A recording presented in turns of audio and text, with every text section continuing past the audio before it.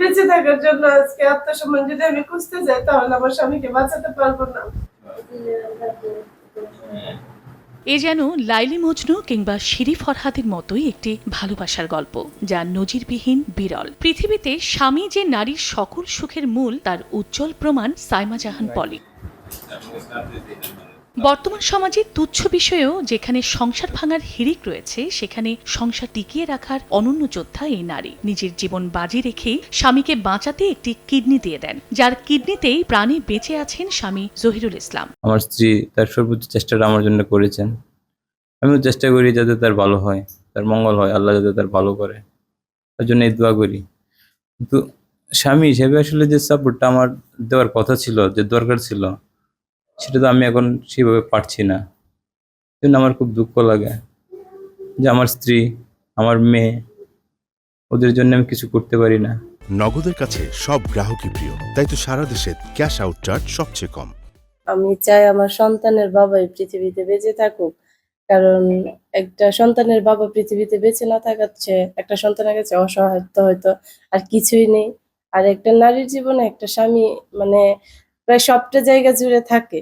সেই স্বামী যদি না থাকে তো আমাদের এই সংসারে সেই মেয়ের কোনো মূল্য থাকে না। কিডনি দিয়ে স্বামীকে বাঁচিয়ে একসঙ্গে সুখে থাকতে চেয়েছিলেন, কিন্তু কিডনি প্রতিস্থাপন করানো হলেও খরচের ব্যয়ভারে জীবনের সকল সঞ্চয় ফুরিয়ে মানবেতর জীবনযাপন করছেন। এখন স্বামীকে নিয়মিত ওষুধ দেয়া সহ শিশু সন্তানকে নিয়ে বেঁচে থাকাই যেন কঠিন হয়ে পড়েছে। আজ আমি অসহায়, নিজের আত্মসম্মান বিসর্জন দিয়ে আসলে বেঁচে থাকার জন্য আজকে আত্মসম্মান যদি আমি খুঁজতে যাই তাহলে আমার স্বামীকে বাঁচাতে পারবো না। আর আমার কাছে আমার আত্মসম্মানের চেয়ে আমার স্বামীর জীবন সবচেয়ে বেশি দামি। সেই স্বামীকে বাঁচানোর জন্য সবার কাছে একই আবেদন, আপনারা ইচ্ছে করলে একটা পরিবারকে বাঁচাতে পারেন।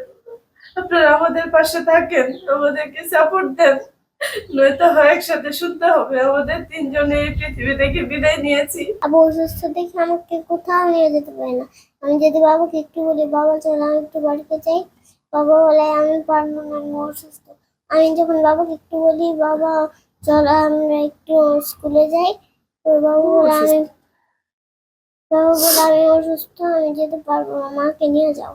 অন্য সব বাচ্চাদেরকে বাবারা স্কুলে নিয়ে যায়। ৬ বছর আগে নেত্রকোনার আটপাড়া উপজেলার ৫ গজ গ্রামের মোহাম্মদ আলতাফুর রহমানের মেয়ে সাইমা জাহান পলির সঙ্গে পূর্বধলা উপজেলার হিরণপুর গ্রামের মোজাম্মেল হকের ছেলে জহিরুল ইসলামের বিয়ে হয়। জহিরুল একসময় বসুন্ধরা গ্রুপের ইস্ট ওয়েস্ট ছাপাখানায় কর্মরত থাকলেও পরবর্তীতে নরসিংদীর ব্র্যাকের একটি শাখায় চাকরি করতেন। দাম্পত্য জীবনে জন্ম হয় ফুটফুটে কন্যা সন্তানের। ভালোবাসা আর আনন্দেই কাটে জীবন। কিন্তু হঠাৎ গত ২ বছর আগে দুরারোগ্য ব্যাধিতে আক্রান্ত হয়ে দুটি কিডনি নষ্ট হয়ে যায় জহিরুলের। এরপর থেকে সংসারে নেমে আসে কালো আঁধার। দীর্ঘদিন চেষ্টা করেও উপায় না পেয়ে স্বামীকে বাঁচিয়ে রাখতে নিজের একটি কিডনি দেন স্ত্রী পলি। নগদের কাছে সব গ্রাহকই প্রিয়, তাই তো সারা দেশে ক্যাশ আউট চার্জ সবচেয়ে কম।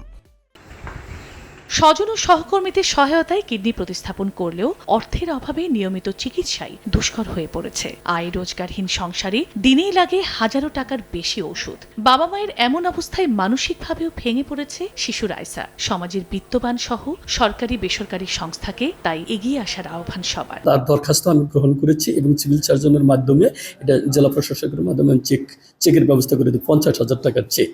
এবং আমি জেলা প্রশাসক মহোদয়ের সাথে আরও আলাপ করেছি যে মাননীয় প্রধানমন্ত্রীর কার্যালয় থেকে স্যার এই বিষয়ে যদি পদক্ষেপ নেওয়া যায়, আমি ওনাকেও বলেছি স্যার এটি লিখবেন আর কি।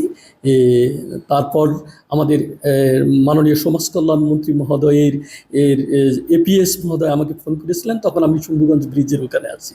তো স্যার আমি এক্ষুনি স্যার ওনাকে ডেকে ওনার স্যার আইডি কার্ডের ফটোকপি, ব্যাংক স্টেটমেন্ট, ব্যাংকের নাম্বার, রাউটিং নাম্বার এগুলো স্যার আমি দিয়ে দিচ্ছি। তো ওনারা অর্থাৎ আমাদের মন্ত্রণালয় থেকে ব্যবস্থা নেবেন। ছোট ভাইয়ের সহযোগিতায় নেত্রকোনার জয়নগর এলাকার একটি ভাড়া বাসায় কোনো রকমে দিন কাটছে পলি জহিরুল দম্পতির।